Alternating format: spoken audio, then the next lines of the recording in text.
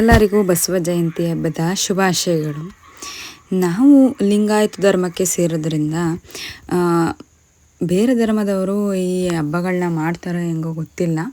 ಆದರೆ ನಾವು ಪ್ರತಿ ಬಸವ ಜಯಂತಿಯಲ್ಲೂ ಕೂಡ ಇದೇ ರೀತಿ ಹಸುಗಳನ್ನ ತೊಳೆದು ಹಾಗೆ ಸ್ನಾನ ಮಾಡಿಸಿ ಅವಕ್ಕೆ ಒಳಗಡೆ ಕರ್ಕೊಂಬಂದು ಪೂಜೆ ಮಾಡಿ ನೈವೇದ್ಯ ಮಾಡೋದು ಹಳೆ ಕಾಲದಿಂದನೂ ನಡ್ಕೊಂಡೇ ಬಂದಿದೆ. ನಾವು ಅದನ್ನು ಹಿರಿಯರು ಮಾಡದಂತೆ ಪಾಲಿಸ್ಕೊಂಡೇ ಬರ್ತಾ ಇದ್ದೀವಿ. ಸೊ ನಾವು ಬಸವ ಜಯಂತಿ ಹಬ್ಬನ ಯಾವ ರೀತಿ ಮಾಡಿದ್ವಿ ಅಂತ ಹೇಳಿ ಕಂಟಿನ್ಯೂ ಮಾಡ್ತೀನಿ.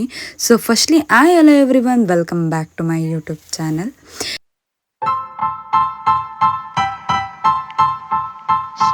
ಹಾಗೆ ನಮ್ಮೂರು ಬಂದು ತುರುವೇಕೆರೆ ನಿಯರ್ ಗೋಣಿ ತುಮಕೂರು ಅಂತ ನಿಮಗೆ ಗೊತ್ತು. ಯಾಕೆ ಊರಿನ ಹೆಸರು ಹೇಳ್ತಿದ್ದೇನೆ ಅಂದರೆ, ಗೋಣಿ ತುಮಕೂರಲ್ಲಿ ನಮ್ಮದೇ ಪೂಜೆ ಇದ್ದಿದ್ದರಿಂದ ದೇವ್ರಿಗೂ ಕೂಡ ನೈವೇದ್ಯ ಮಾಡಬೇಕಾಗಿತ್ತು. ಸೊ ತಿಂಡಿನ ಬೇಗ ಮಾಡಿ ನೆಕ್ಸ್ಟ್ ನಾನು ನೈವೇದ್ಯಕ್ಕೆ ಪಾಯಸ ಮಾಡಿದೆ. ಯಾಕೆಂದರೆ ಹಬ್ಬ ಅಲ್ವಾ.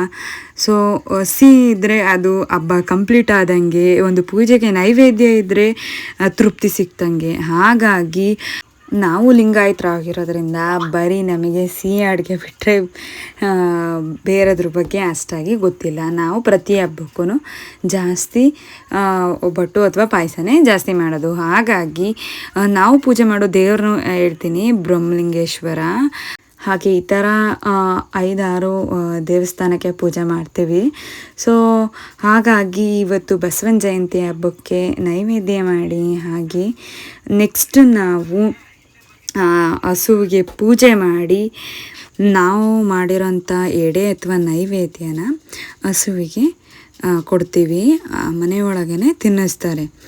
ಸೊ ನೆಕ್ಸ್ಟು ಹಸುವಿನ ಪೂಜೆ ಆಗ್ತಿದ್ದಂಗೆ ದೇವಸ್ಥಾನಕ್ಕೆ ತೊಗೊಂಡೋಗಿ ನೈವೇದ್ಯ ಮಾಡಿಕೊಂಡು ತೊಗೊಂಡು ಬರ್ತಾರೆ. ನಾವು ಆಲ್ಮೋಸ್ಟ್ ನೈವೇದ್ಯ ಹಾಗೆ ಎಡೆ ಅಂತ ನಿಮಗೆ ಹೇಳ್ತಾನೆ ಇರ್ತೀನಿ. ನಾವು ನಮ್ಮದೇ ಆದ ಪೂಜೆ ಅಂತ ಬಂತು ಅಂದರೆ ನಮಗೆ 15 ದಿನ ದೇವಸ್ಥಾನಗಳ ಪೂಜೆ ಬರುತ್ತೆ. ಇನ್ನು 15 ದಿನ ನಮ್ಮ ಅಣ್ಣ ತಮ್ಮದಿರಿಗೆ ಪೂಜೆ ಹೋಗುತ್ತೆ. ಹಾಗಾಗಿ 15 ದಿನಗಳಲ್ಲಿ ಏನು ಸೋಮವಾರ ಶುಕ್ರವಾರ ಬರುತ್ತೋ ಪ್ರತಿ ಸೋಮವಾರ ಶುಕ್ರವಾರನೂ ಕೂಡ ನಾವು ನೈವೇದ್ಯ ಮಾಡಿ ದೇವಸ್ಥಾನಕ್ಕೆ ಅಂತ ಹೇಳಿ ಕೊಟ್ಟು ಕಳಿಸ್ತೀವಿ. ಹಾಗೆ ನೋಡಿ, ನೀವು ನೋಡ್ತಿದ್ದೀರಾ, ಪೂಜೆ ಮಾಡಿ ನೈವೇದ್ಯನ ತಿನ್ನಿಸ್ತಿರೋ ಅಂಥದ್ದನ್ನ. ಹಬ್ಬಕ್ಕೆ ಹಸುವನ್ನ ಕರ್ಕೊಂಡು ಬಂದು ಪೂಜೆ ಮಾಡಿದ್ದು ಆಯಿತು, ನೈವೇದ್ಯ ತಿನ್ನಿಸಿದ್ದು ಆಯಿತು. ಸೊ ನೆಕ್ಸ್ಟ್ಲಿ ಬಂದು ದ್ವಿತಿ ಪುಟ್ಟಿಗೆ ರಾಗಿ ಸರಿ ಮಾಡೋಣ ಅಂತ ಹೇಳಿ ಅತ್ತೆ ಕೈಲಿ ನಿನ್ನೆ 2 ಪಾವನಷ್ಟು ರಾಗಿನ ನೆನೆ ಹಾಕ್ಸಿದ್ದೆ. ಸೊ ನೆನೆಸಿ ಜಾಲಿಸಿ ನೆಕ್ಸ್ಟು ತೊಳೆದು ಪೂರ ಒಣಗಿದ ಮೇಲೆ ಹಾಗೆ ಅಕ್ಕಿ, ಗೋಧಿ ಹಾಗೆ ಕಡಲೆಕಾಳು ಹಾಗೆ ಗೋಧಿ ಹಾಗೆ ಉದ್ದಿನ ಕಾಳನ್ನ ತಗೊಂಡು ಅದನ್ನೂ ಕೂಡ ತೊಳೆಸಿ ಸ್ವಲ್ಪ ಜಾಲಾಡಿಸಿ ಕಲ್ಲೇನಾದರೂ ಇದ್ದರೆ ನೋಡಿ ಒಣಗಾಕಿದ್ವು. ಸೊ ಹಾಗೆ ಅರ್ಧ ಬಜೆ ಹಾಗೆ ಅರ್ಧ ಜಾಕಾಯಿನ ಹಾಕಿದ್ದೆ. ಸೊ ಜೀರ್ಣ ಆಗಲಿ ಅಂತ ಹೇಳಿ. ಹಾಗೆ ಇವೆಲ್ಲ ಒಣಗಿದ್ಮೇಲೆ ಹುರಿದು ನೆಕ್ಸ್ಟು ಅದನ್ನು ಮಿಲ್ಗೆ ಅಂತ ಹೇಳಿ ಕೊಟ್ಟು ಕಳಿಸಿದ್ವು. ಸೊ ಯಾವ ಕ್ವಾಂಟಿಟಿಲಿ ತೊಗೊಂಡಿದ್ದೀನಿ ಅಂತ ಬಂತು ಅಂದರೆ 2 ಪಾವನಷ್ಟು ರಾಗಿ ಹಾಗೆ ಅರ್ಧ ಪಾವನಷ್ಟು ಅಕ್ಕಿ, ಅರ್ಧ ಪಾವನಷ್ಟು ಗೋಧಿ ಹಾಗೆಯೇ ಅರ್ಧ ಪಾವಾಗುವಷ್ಟು ಕಡಲೆಕಾಳು ಹಾಗೆ 1/4 ಕಪ್ ಆಗುವಷ್ಟು ಅಂದರೆ ಪಾವಲ್ಲಿ 1/4 ಪಾವಾಗುವಷ್ಟು ಉದ್ದಿನಬೇಳೆ. ಬಿಕಾಸ್ ಉದ್ದಿನಬೇಳೆ ಜಾಸ್ತಿ ಹೊಟ್ಟೆ ಕಚ್ಚುತ್ತೆ ಅಂತ ಹೇಳಿ ಅದನ್ನು ಜಾಸ್ತಿ ತಗೊಂಡಿಲ್ಲ. ಸೊ ಎಲ್ಲ ಕಾಳುಗಳು ಆ್ಯಡ್ ಆಗಬೇಕು ಅಂತ ಹೇಳಿ ನಾನು ಈ ರೀತಿ ದ್ವಿತಿ ಪುಟ್ಟಿಗೆ ಸರಿ ಮಾಡಬೇಕು ಅಂತ ಹೇಳಿ ಹುರ್ಕೊಂಡು ರೆಡಿ ಮಾಡಿಕೊಂಡೆ. ಹಾಗೆಯೇ ರಾಗಿ ಸ್ವಲ್ಪ ತಂಪಾಗಿರೋದ್ರಿಂದ ಜೊತೆಗೆ 1 ಸ್ಪೂನಲ್ಲಿ ಅರ್ಧ ಸ್ಪೂನ್ ಆಗುವಷ್ಟು ಮೆಣಸು, 1 ಸ್ಪೂನ್ ಆಗುವಷ್ಟು ಜೀರಿಗೆ ಹಾಗೆಯೇ 1 ಸ್ಪೂನ್ ಆಗುವಷ್ಟು ಮೆಂತ್ಯನ ತೊಗೊಂಡು ಹುರ್ಕೊಂಡು ಅದನ್ನು ಕೂಡ ಅದಕ್ಕೆ ಆ್ಯಡ್ ಮಾಡ್ಕೊತಾ ಇದ್ದೀನಿ. ಸೊ ನಾನು ಇನ್ನೊಂದು ರೀತಿ ಅದೇ ಸರ್ಲಾಕು ಕೂಡ ಮಾಡ್ಕೊಂಡಿದ್ದೀನಿ.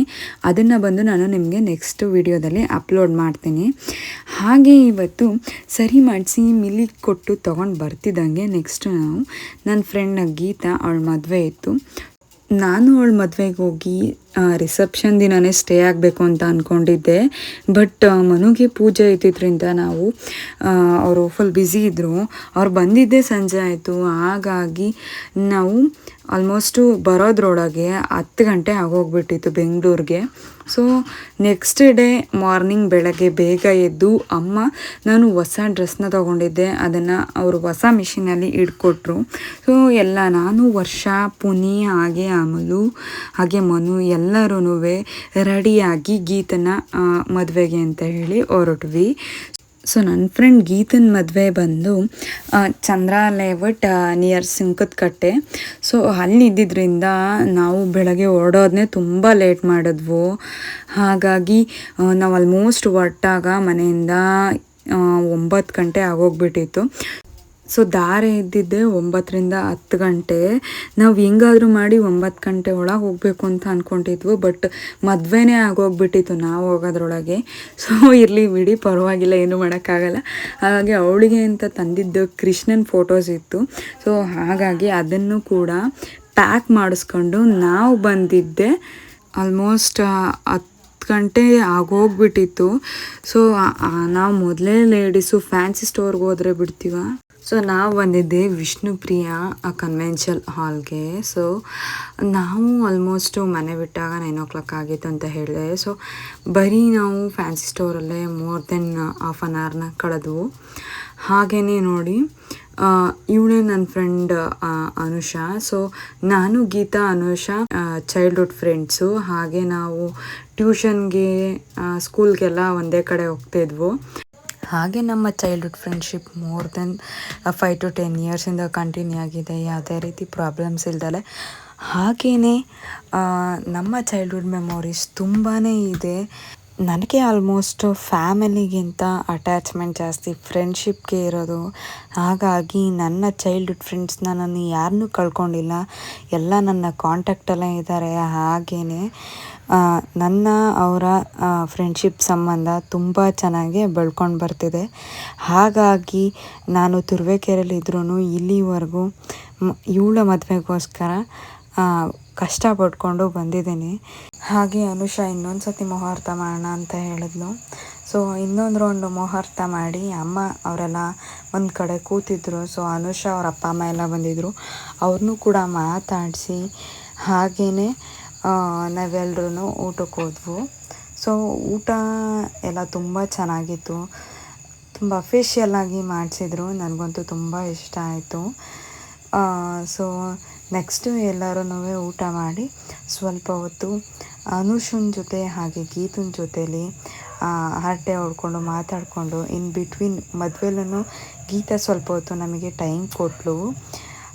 ಅವಳು ತುಂಬ ಬ್ಯುಸಿ ಇದ್ಲು, ಬಟ್ ಆದ್ರೂ ನಮ್ಮ ಫ್ರೆಂಡ್ಶಿಪ್ಪಿಗೆ ಬೆಲೆ ಕೊಟ್ಟು ಏನಿಲ್ಲ ಅಂದರೂ ಒಂದು 10 to 15 minutes ನಮ್ಮ ಜೊತೆಲಿ ನಿಂತ್ಕೊಂಡು ಮಾತಾಡಿ ಆಮೇಲೆ ಮದುವೆ ನಂತರದ ಪೂಜೆಗಳಿದ್ವಲ್ಲ ಅದನ್ನು ಕಂಟಿನ್ಯೂ ಮಾಡೋಕ್ಕೆ ಅಂತ ಹೇಳಿ ಅವಳು ಹೋದ್ಲು. ಸೊ ನೆಕ್ಸ್ಟು ಮಾತಾಡಾದಮೇಲೆ ನಾವು ನಮ್ಮ ಅತ್ತೆಯವರ ತಂಗಿ 8ನೇ ಮೈಲಿನಿದ್ದಾರೆ.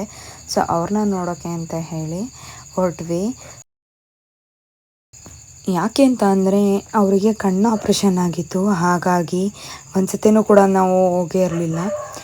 ಹಿಂಗಿದ್ರೂ ಬೆಂಗಳೂರು ಬಂದಿದ್ವಿ. ಹಾಗಾಗಿ ಒಂದು ಸತಿ ವಿಸಿಟ್ ಮಾಡಿಬಿಟ್ಟು ಹೋಗೋಣ ಅಂತ ಹೇಳಿ ಬಂದ್ವು. ಸೊ ಅವ್ರ ಮನೆಗೂ ಕೂಡ ಹೋಗಿ ಇನ್ನು ನೆಕ್ಸ್ಟು ನಾವು ಅಮ್ಮ ಮನೆಗೆ ಬಂದು ಆಚೆಗಡೆ ಸ್ವಲ್ಪ ಈವ್ನಿಂಗ್ ಟೈಮ್ ಸ್ಪೆಂಡ್ ಮಾಡಿ ಎಲ್ಲರೂ ಇವತ್ತಿನ ದಿನನ ಕಂಪ್ಲೀಟ್ ಮಾಡಿಕೊಂಡ್ವು. ಸೊ ಹಾಗೆ ನಿನ್ನೆ ಇವತ್ತು ನಡೆದಿರುವಂಥ ನನ್ನ ಫ್ರೆಂಡ್ ಗೀತನ ಮದುವೆ ಆಗಿ ಬಸವ ಜಯಂತಿ ಹಬ್ಬದ ವ್ಲಾಗ್ಸ್ ಎಲ್ಲ ಇಷ್ಟ ಆಯಿತು ಅಂದರೆ like, comment and subscribe please.